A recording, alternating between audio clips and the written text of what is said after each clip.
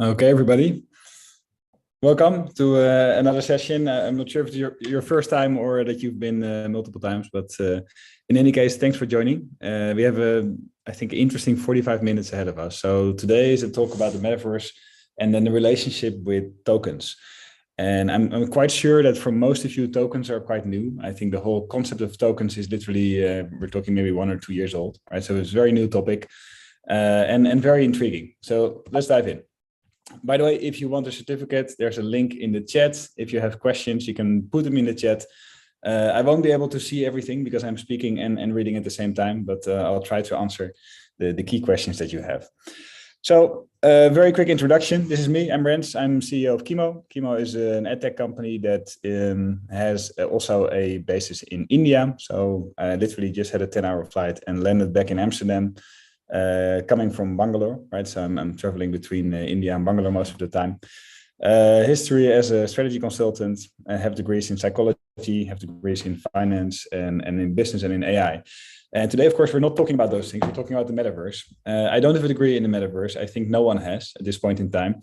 But I think with these angles, I think we can get quite far. So, question to you, before we dive in, we have multiple topics in one go, right? We have the metaverse, related to that, we have blockchain, and related to that, we have tokens. So could you share briefly on the chat, how much do you know about those things? So I know the level of the group that we have. So metaverse 1 to 10, 10 means I know everything. I wrote 10 books about this, and 1 means I know nothing. Blockchain, same thing. 1 is nothing, 10 is everything, and tokens, same thing. So give me a sense of where you are. I see Rishab is saying 3, so he's honest. Yashwant is saying, I know, but I'm not sure what that means. Metaverse 4, 3, 1, 1. I see, okay. So then the metaverse is a little bit known. 451 767, okay. 1 for all, 888, blockchain 0. Okay, thanks guys. That's useful. I think the main conclusion here is there is maybe 2 conclusions. There's a wide variety. But for tokens, I see quite low numbers. So at least the last bit is pretty new. Let's jump in. So maybe to give you the overview right away, right? So how are these things related, and why do we do them in the same chat? So they all fit together in a new vision of the internet, which we call Web3, which I would say is actually more of a philosophy. It's a wish for how the internet will evolve. That is Web3. Vision, decentralized, of course, blockchain, cloud-led, with more freedom to create, a more immersive, more experiential internet. So that's the view. We'll deep dive in that in a second. Then in that Web3 world, you have specific worlds where you can actually walk into, right? This 3D spatial internet, like a game, more or less, where you can walk into. We call that a metaverse, a digital copy of reality. Sort of a gaming world where you can own stuff, where you can make stuff, you can co-create. Those things are called metaverses, or the metaverse. Inside of that, you have things you can own, things you can make, so assets, right? But these are digital assets. Some people think that the digital asset class, compared to stocks, bonds, all securities we have today, digital assets might be the largest asset class over time. Let's see if they're right. Within assets, you have tokens. And that is how you keep track of those assets.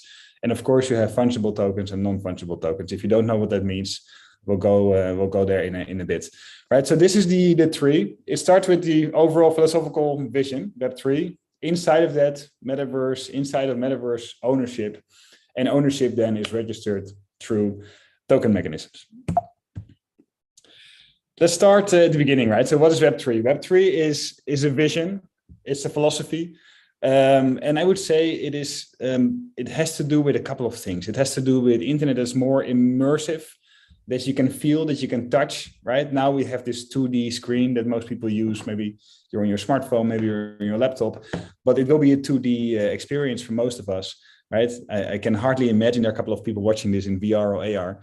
So that 2D sort of boring internet will then be replaced by a more immersive internet, where you can jump in with VR, jump in with AR, maybe jump in with a suit, jump in with gloves that you wear, right? And that will also allow you to execute contracts peer-to-peer. So maybe you want to sell me something, I want to sell you something. And we can do that based on blockchain technology, without the bank, without the government. so that ownership structure is also quite different, right? So this peer-to-peer system underneath is different than what we have today. Because what we have today, of course, is always a trusted third party. Maybe that's Google, maybe that's your bank, maybe that's the government. There's always someone verifying that. And in this world, it should be able to exist without those parties. So this is another slide saying the same thing. So Web3 is about read, write, and ownership. It's about the spatial internet, the 3D internet, and it's about decentralization. All of this probably sounds like philosophy, and you may even question if that's true, right? So this whole decentralization logic, will it actually happen? Because if you look at the current internet, you could argue that most of that is actually quite centralized. Who owns the internet? Well, for a large part, that's Microsoft, that's Amazon, that's Google. There's a couple of these key players who own most of the compute, data centers, most of the actual infrastructure. Even the cables on the sea floor are actually owned by these firms, right? So today's internet is quite centralized. The future internet, hopefully, is more decentralized. So the interesting parts here, maybe this is all easy to understand, but there are a couple of things that are a bit deeper here, right? So this spatial internet that you can touch, that you can feel, I think you may have a sense of what that will mean. Otherwise, I will show you in a bit. This wiring at the back end, which is now classically with a data center from Google or Amazon, right? And that will, in this case, change. And the most important thing is that with blockchain technology, you can have a stateful internet. So everything has a history, right? And now on the internet, actually, nothing really has a history. That system is not built that way, right? But in this case, you can see where something has been. Maybe it has moved from you to me, to you, to me, from you to me, right? So in that history, you can track. So every item, every avatar, every NFT will have a state. And that is what we call the stateful internet. And that is very different than the sort of memory systems we have today. You can make memory. You can, for example, install cookies and try to keep some form of memory in the browser. But typically, there's very little memory or states in this space. But this internet would allow that, right? And once you have that, it also allows you to incentivize behavior, because you know what people have, you know the items, the tokens that people want.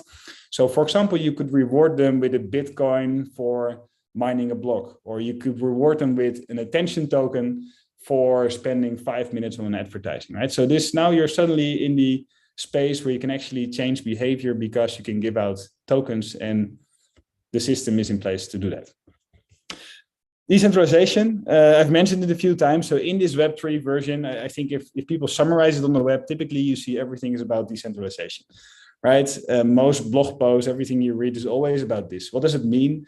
It means that the mental model for the structure is different from having a centralized server like a Google Cloud Center with TPUs, GPUs, CPUs, right? From that system to a decentralized systems where you have lots of nodes, as they are called, lots of servers, lots of computers that collectively make up the infrastructure.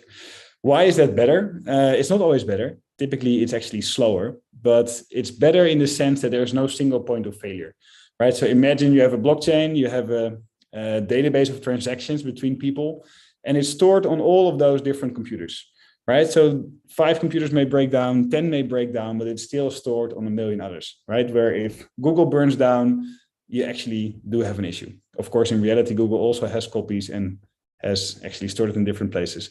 But that's the logic, right? You have a logic where you have multiple servers that are connected, that are decentralized, and therefore you have no single point of failure.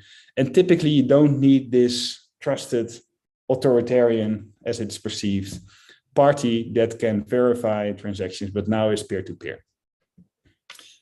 That also means you have different apps. You have apps that are fully set up in this way, right? So they always connect to some kind of distributed ledger technology like blockchain, right? And they allow peer-to-peer transactions. And these apps we call DApps, or decentralized apps.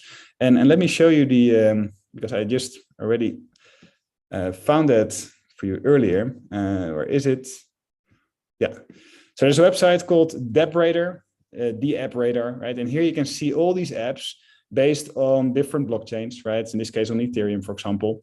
And these are all apps that have this kind of infrastructure, right? So they're always linked to some kind of blockchain protocol. They allow you to use that kind of infrastructure.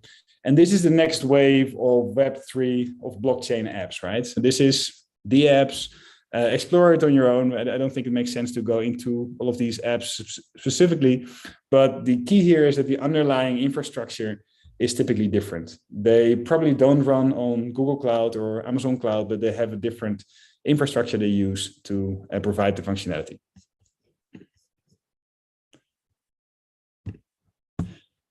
Then to the market, right? So Web3, we're still in that overarching bucket.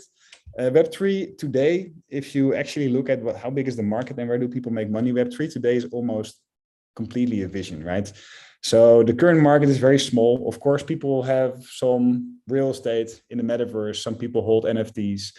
Of course, lots of people hold crypto. But still, that market is very small to the internet that we have today, right? It's a tiny, tiny fraction. However, it's set to grow really fast in the next decade. So the next 10 years, this whole new set of internet applications, collectively known as Web3, will probably scale to roughly 5 trillion, which is a very significant market. Where's the market? For large parts in e-commerce, it's in learning, more immersive, 3D, emotional learning.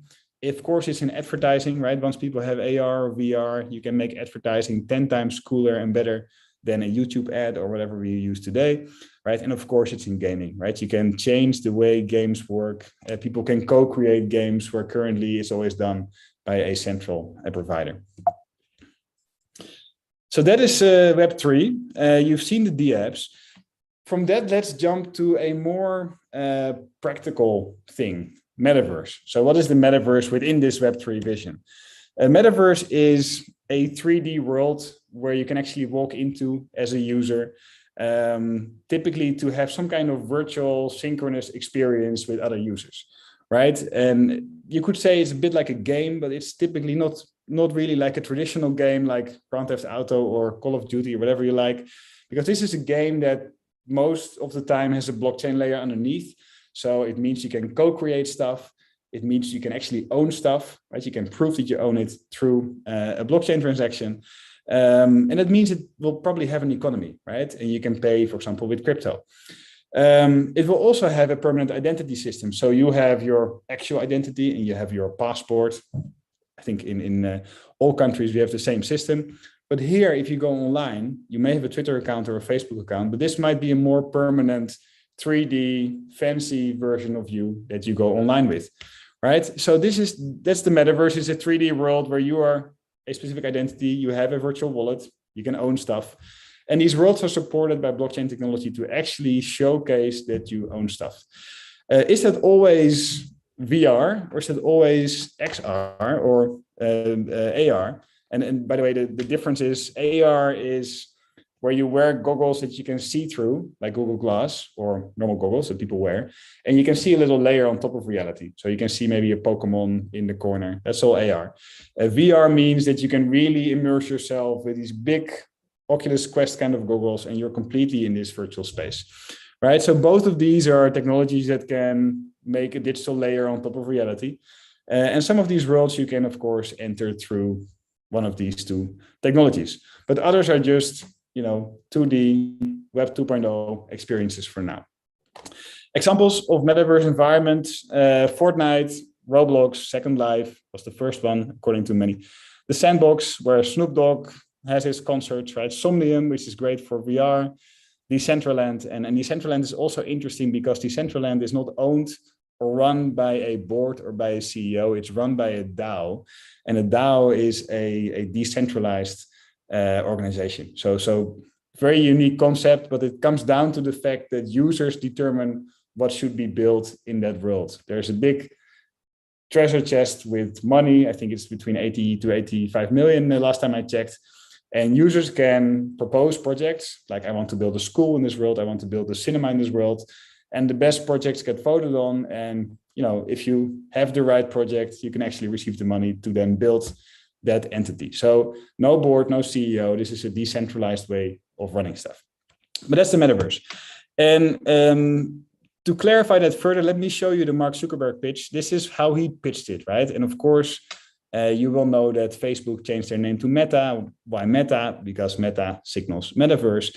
And this is his pitch. So here you can see this 3D internet, the way he is envisioning this. Are you coming? Yeah, just got to find something to wear.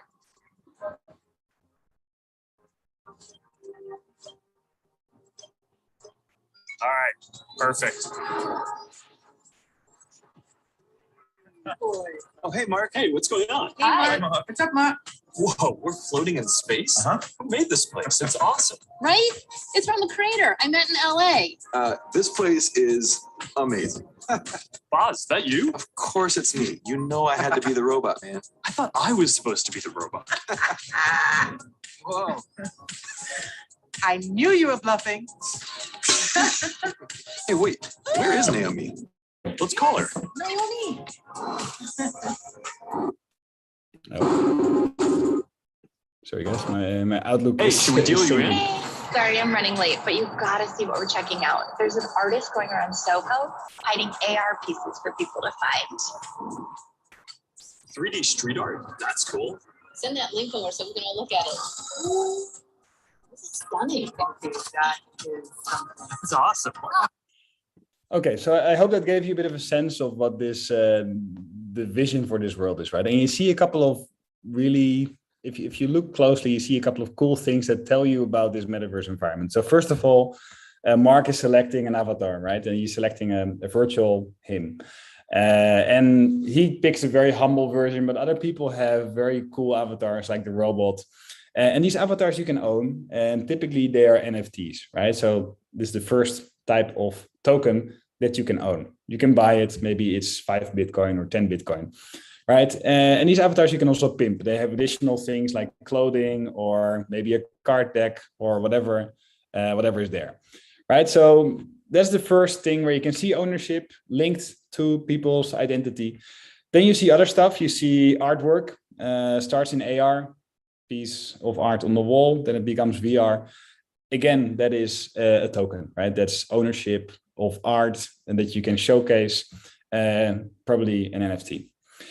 Let me go through the questions quickly. I see, is Metaverse a VR city where we can meet with new people? I think it's not even a very bad characterization. It's anonymous who's asking that, but it's not a city, right? It's a piece of land where you can, or a little world where you can buy land. Not a city. And there's more to it than just a VR experience. It's also about ownership. It's about co-creation. It's about having experiences with 10,000 people at the same time. And of course, it's about doing stuff that is not possible in real life because this is a gaming environment. Slides, yes, you'll get the slides in your inbox. Do you need to buy expensive devices to learn about Metaverse?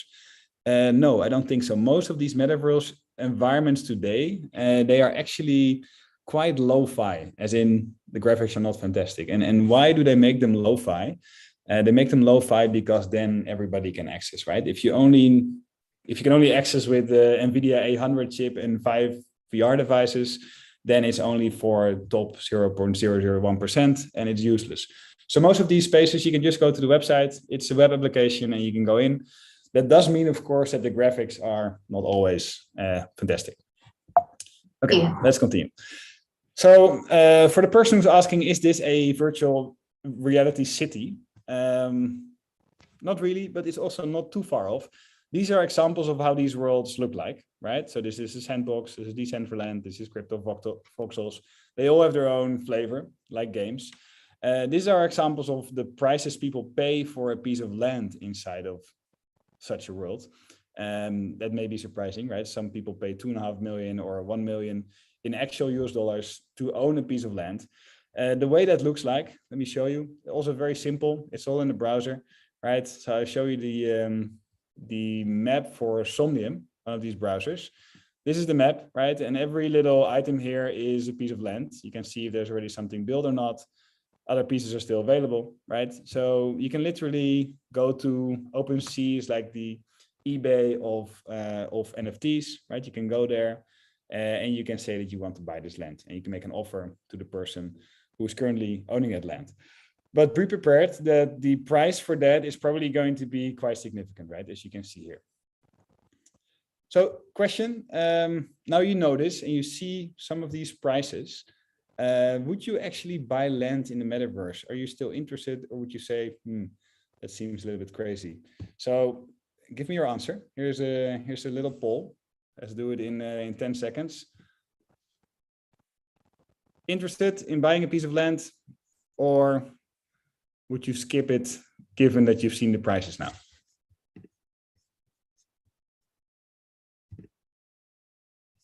Okay, let's close the poll. I know not everybody has voted yet, but it's fine. And ironically, it's almost 50-50, right? It's 46% against 54%.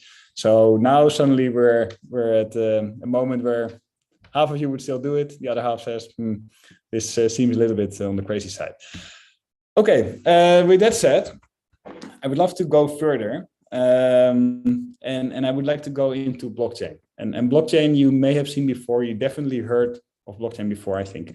So question again, to kick it off, how many blockchains do exist today? And I hope that's not too difficult. So let me give you a poll and get your answers. How many blockchains do you believe exist today? And please answer before you check Google. So just your sense. And of course, I'm also curious which ones you know, right? Let's do 5 more seconds. How many blockchains do we have? So I'm not asking how many cryptocurrencies we have. I'm not asking how many tokens we have, right? I'm asking how many blockchains do we have. And to close the poll, so we have 40% of you saying over 200, 42% saying between 50 and 200, and less than 80% saying less than 50. The answer is over 1,000, right? So the category in over 200 was correct. So we have over 1,000 blockchains. There are actually quite a lot of blockchains already on the market. And this is a technology that is still very much in development. Of course, you know Bitcoin, and of course, you know Ethereum, but these blockchains are still being developed. They need to be more efficient. They need to have higher throughput, more transactions per second, right? It competes against, for example, the Visa system, right? The Visa monetary system that can handle millions of transactions per second. So if it's less efficient than Visa, in many cases it's the case, or it's much slower, or it's much more energy intensive, then it's utility wise, it's a less valuable system, right? So these blockchains, they're not done in development. This is very early technology. People are still improving them. Cryptocurrencies, by the way, how many cryptocurrencies exist? You don't have to vote, but way more than blockchains. So roughly 12,000 right now. And how many token contracts exist? And token contract is any smart contract on a blockchain. And that's roughly 260,000, right? So that's the current game. You can see them here. You can see this is the rise of the blockchain, the different types of blockchain. Of course, you can check them for the market value that they have, right? Bitcoin is, of course, still the most valuable one, followed by Ethereum. But this is the current situation. In terms of transactions, I think they're still behind the actual Visa system, right? This is not the ultimate way at the moment to do transactions peer-to-peer. Hopefully one day that will be the case. And if you compare Bitcoin, for example, which is typically the most popular one, the most well-known one, with Ethereum, you see that Ethereum is actually used for way more transactions than Bitcoin. And that's also true because Ethereum is multifunctional, right? Ethereum is not only as a money token, but you can actually build lots of different smart contracts with Ethereum. And also most of the NFT trade is done with the Ethereum blockchain. So how does the blockchain work, right? And I'm trying to keep it very simple because it is a complex topic. A blockchain is essentially like a spreadsheet in the cloud, right? So we have people in this call. I think we had 550 people signing up. Imagine all those people are doing transactions with one another. Ideally, we would have one Excel sheet where you can see the transactions between A and B, right? And if it's completely transparent, then the trust mechanism is indeed transparency because I can see who sold something to who. And therefore, I can actually track where an item went over time. That's the logic. It's a transparent, immutable, you cannot change it, spreadsheet in the cloud, so to say. And the way that works is you have different blocks. Every block contains, let's say, 1,000 transactions. It differs in practice. And every block follows in time another block, right? So typically there's a time rhythm where you can actually see this block follows the other block, follows the other block, follows the other block. And how is that done? It's done with a system that makes it more difficult to find the right code for the block if it's too easy, and it makes it less difficult if it's too hard. So it's always every, for example, 10 minutes that you get a new block. And these blocks are chained in time because you can see that this block has a specific code, a hash, and that code you can find in the next block, right? Then there's a new hash, and that code you can find in the next block. So therefore you can chain them in time because you can check the hash codes of these blocks. That's the logic. The difficulty level I already mentioned, right? So the trick here is that you need to figure out what the hash code is. You need to do the computation for it. That in this case should take 10 minutes, right? That's the proof of work concept. If you figure out what the code is, then you have mined the block, and then that game continues. And you get a reward for it, of course, in a token. The safety in this system. So how is this safe? It's safe because if you want to change past transactions, so maybe you sold something for $1 million and you realize later it was worth 10 billion, and you feel sorry for yourself and you want to change something 5 blocks back. The system is safe because if you want to do that, you need to change all the blocks since the block that you've changed, and you need to do that before someone on this planet calculates the next block, right? So it's safe because it's computationally safe. You need to have lots of computation power to make sure that you are earlier with all these computations before anyone calculates the block. So you could also argue it's not 100% safe, because if you have enough computers and enough, let's say brain power, silicon brain power, you could maybe pull this off, but in practice that is very, very difficult. So then I mentioned the hash, right? A hash is a protection of, I would say, a digital fingerprint for a block. Let me show you how that works. There's a nice website where you can generate hashes. It's a bit simplified, but it will give you a sense.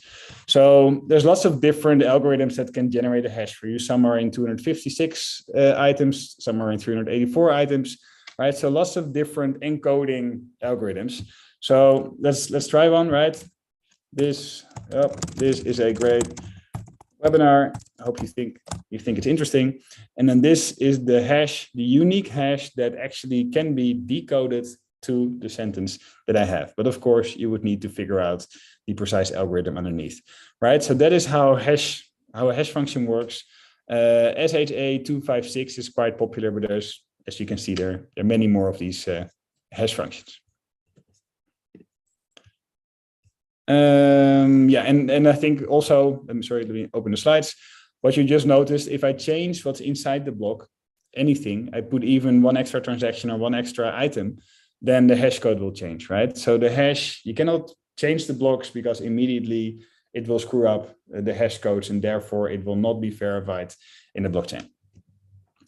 And of course, these blockchains, as I mentioned, they're open, right? So they're transparent. That's not always the case. You have permissioned blockchains, you have permissionless blockchains. So some are open, some are not.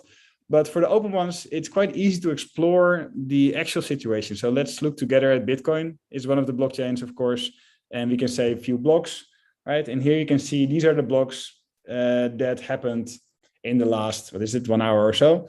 If you look at the number, so it's block 745869, and the next block then of course is 745870, right? You can see the amount of transactions inside. So that is literally in time how those blocks work. You can transact them, you can actually see the transactions, the hash ID, etc. So this is the transparent Excel sheet that I was talking about earlier. Okay. I think we're doing good in terms of time. That doesn't happen to me very often, so I'm happy with that. I'm going to get my little daughter, 1-year-old daughter, from the daycare in a bit. So directly after the webinar and after not seeing her for 10 days. So I'm happy we're on time. Of course, this blockchain space, it has a lot of impact, right? And you, if you read the newspaper, you've probably seen that impact is on money, because with blockchain tokens, you can resemble money like a Bitcoin. The impact is also on financial services like banks or loan systems or sometimes even governments, right? From traditional finance, where you need to apply for a loan to a bank and you get all this paperwork and everything that comes with it. This is what we call decentralized finance. This is a system that can allow peer-to-peer transactions where you have proof of the transaction without anyone checking that. And of course, blockchain allows the whole Web3 infrastructure, ownership in games, NFTs, fungible tokens. So blockchain powers all of these different things. It's not just one technology, it's one technology that powers lots of different use cases. Then on to tokens. And tokens, I think, is the item where people probably signed up for and where maybe by now you already figured out what they are, but where the knowledge level was also quite low in the beginning. So let's jump to tokens. Tokens are virtual representations of value, right? It's an item of value that is virtual. A Bitcoin is a token. An NFT of artwork is a token, right? So think of it as a casino token, which is also an item of value. I literally have never been to a casino, but let's say every of these coins is worth 20 euros and you can play blackjack, right? So it has value and there's a rule to that token. You can use it to play blackjack, right? So this is the same, right? Tokens represent some kind of access, maybe a game or operation, maybe a transaction. It gives you a right to do something. Access, ownership, security, privacy, there can be lots of different things because you can make tokens in any shape you want on a blockchain. You can write the contract in any way that you want. That's why you have 260,000 smart token contracts and only, let's say, 1,000 or 1,200 blockchains, right? So most of these things are smart contracts running on a blockchain, typically Ethereum. And for those things, you have standardized contracts that already do a lot of the, let's say, programming for you. So therefore it becomes quite easy to make one yourself. So simple story, this is a virtual representation of value that you store in a set of rules that is called a smart contract.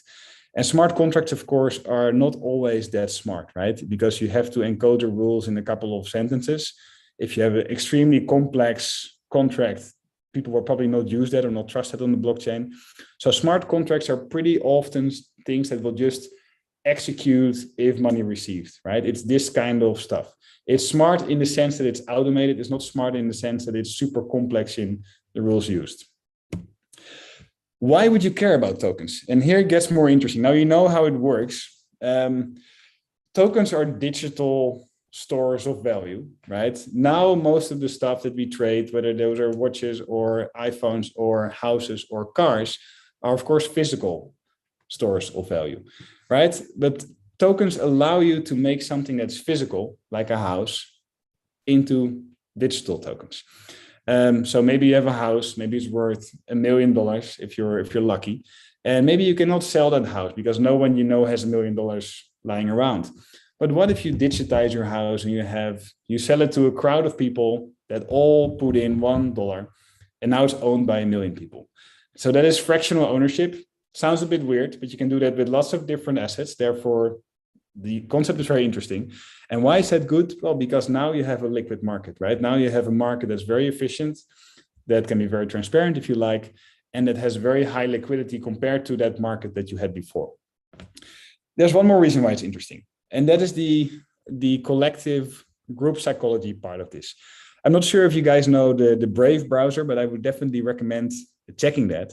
And in the Brave browser, it's a new browser, there is a token reward system that if you look at specific advertisements, you actually get rewarded yourself, right? Different than Google and Facebook ads. Now, if you spend time on ads, you actually get rewarded in tokens. So they track your attention. They know you spent 10 minutes watching the YouTube ad, but for that, you get a token reward. So what are tokens used for now? Now they're used to incentivize specific behavior because you can actually reward people directly through tokens. So that's another use case. Again, recap, we discussed Web3, we discussed Metaverse, the worlds inside of Web3. Then we said, hey, digital assets, very large asset class, it's about ownership. What can you own that's virtual? And then we said, this is all about tokens, right? Smart contracts on a blockchain. And these tokens I mentioned earlier can be fungible or can be non-fungible. And of course, both of these will run on a DLT technology or blockchain.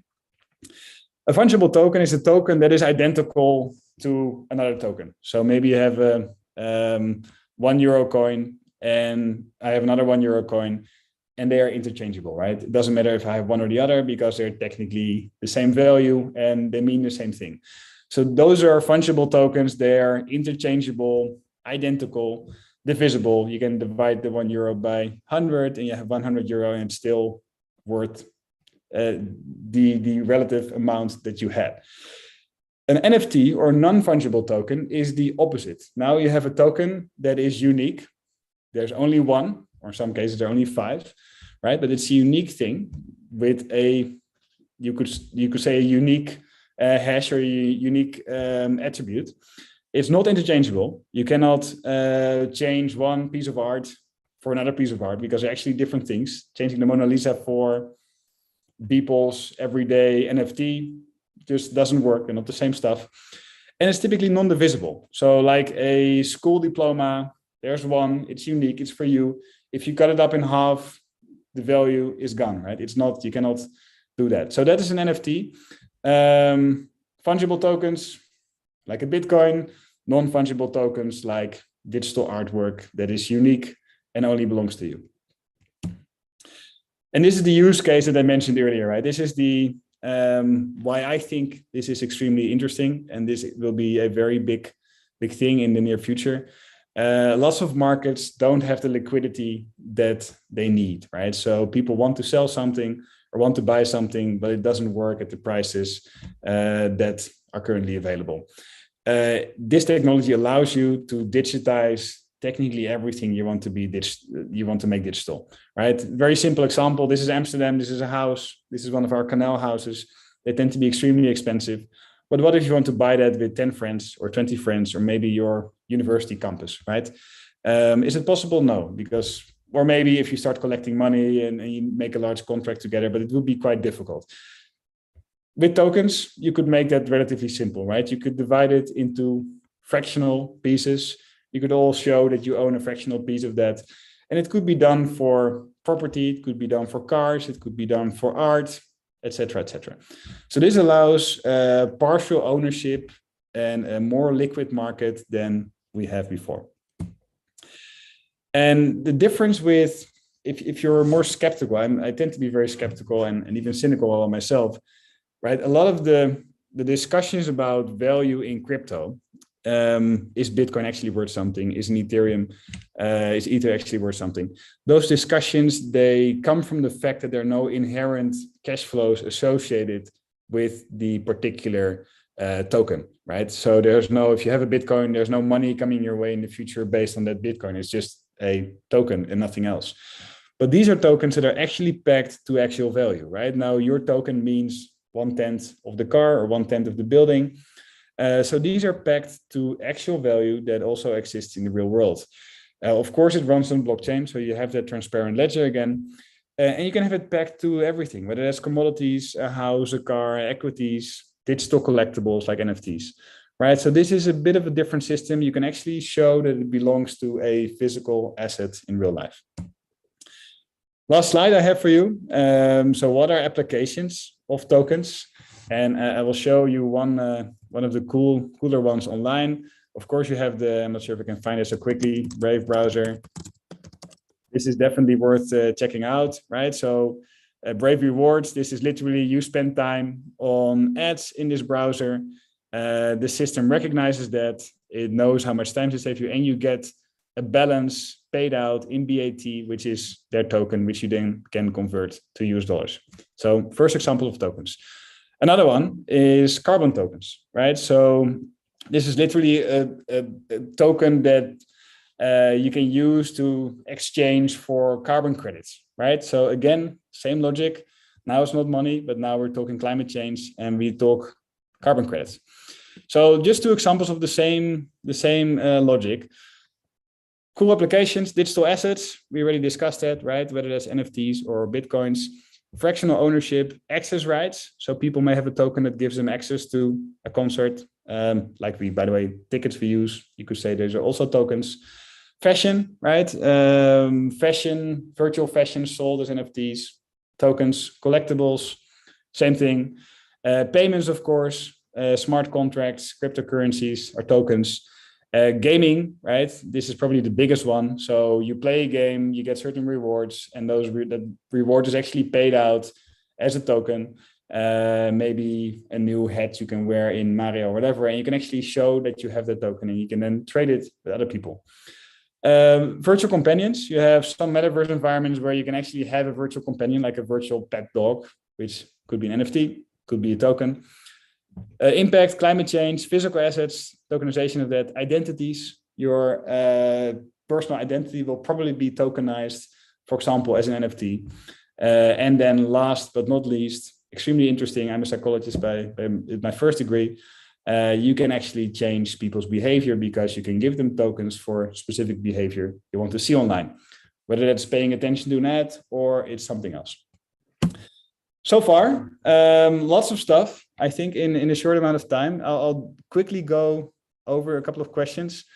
Rishab is asking, can we design our own avatar and use it in the metaverse instead of buying it? So Rishab, that's a great question. I would definitely, the answer is yes, but yes and no, right? Of course you can go and make a profile on Decentraland and you get this menu where you can make your own avatar and go in. But of course, there are also more expensive ways of getting cooler items on a marketplace like OpenSea, right? So yes, you can make a basic avatar, but it's always about if you want to go to the next level, then you probably need to pay a bit more money. What is an NFT? I hope that was already answered. Can you materialize what you buy from the metaverse? Can you create a market where you buy virtually, then you materialize it? Yes, I think. So Chirac is asking that. So a couple of examples of this. Sometimes the virtual worlds and the actual worlds sort of overlap, right? So if you go to McDonald's in the metaverse, I think they're in Decentraland, you can buy a burger and that burger actually comes to your home and then it's a real burger. Another case, of course, is you have an NFT. So maybe you have digital art hanging in your metaverse home and you sell it, you get crypto in return, and then you exchange the crypto for US dollars, and US dollars or rupees you can use on the street in real life. So yes, you can exchange them. It's not always easy, but you can. Will I get a certificate for attending? Yes, please use the link in the chat. We will also, by the way, send you the link. How do I become a developer or seller in the metaverse? So Sakunjay, my tip would be that because it's very, very new, right? And there's many different angles you can take. So you could focus on the blockchain technology and learn Solidity, which is a programming language for blockchain. That's one way. You could also focus on the actual experience creation, Unity or Unreal, and there you learn different skills. What I would do, if I'm very honest, I would not start there. I think it's too deep. I would literally jump into a couple of those worlds. Just go to the browser and start with Decentraland, then do Somnium, right? Make an account, install a virtual wallet. You will need to have a virtual wallet to go in and walk around and try out how this stuff works today. And you will find it's very early days. It's still a bit ugly. It's sometimes a bit buggy. Just start there. And then if you want to go in, use their SDK, right? So it's easier to develop something for them without really going into all the programming necessities. So start there, go to these worlds. If you like it, use the SDK, build something there. And that's how I would start. How are people owning the land? People are owning the land because they bought the land, right? So that requires an investment. Can you earn money in the metaverse? Of course, right? There's lots of jobs there already that there are even offices there, companies that have offices there that you can be there virtually or work virtually. But you can also, there are a couple of jobs, like you can sort of be a virtual person in the casino that is handing out the cards and stuff. I'm not sure if I would recommend it, but technically you can.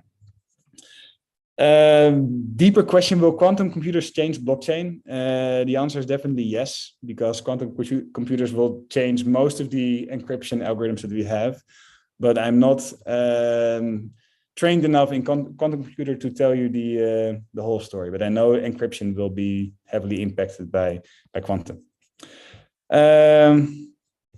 Is it wise to call a Bitcoin a cryptocurrency and not a token? It's both, right? It's a token. and it's in this case, it's a token that functions as a cryptocurrency. Can the previous block be edited if we want? So this is blockchain, and we discussed these blocks being chained together with a hash. So Rishabh, the answer is technically it's possible, but what you would need to do is you would need to recompute the hash of that block, which takes a lot of computing power. And you would also need to be the person who computes the hash of the next block. And you need to do that before someone else has figured that out. So technically, if you would own all the computing power in the world, the answer is yes. Realistically, the answer is no. What are your views on Liquid Marketplace by Logan Paul? Sorry, I don't know Logan Paul, so I can't answer that. On what basis does the value of cryptocurrency change, guys? Lots of fun questions. So, and let be the last one, right? Oh, LinkedIn, by the way, if you just type Renster Weide on LinkedIn, you can find me there. So that should be easy enough. The value of cryptocurrency, how does it change, Rishabh? Like in a traditional finance world, if something has financial value, a company or a stock, right? It has value because you expect to receive money in the future, right? So we have cash flows in year one, cash flows in year two.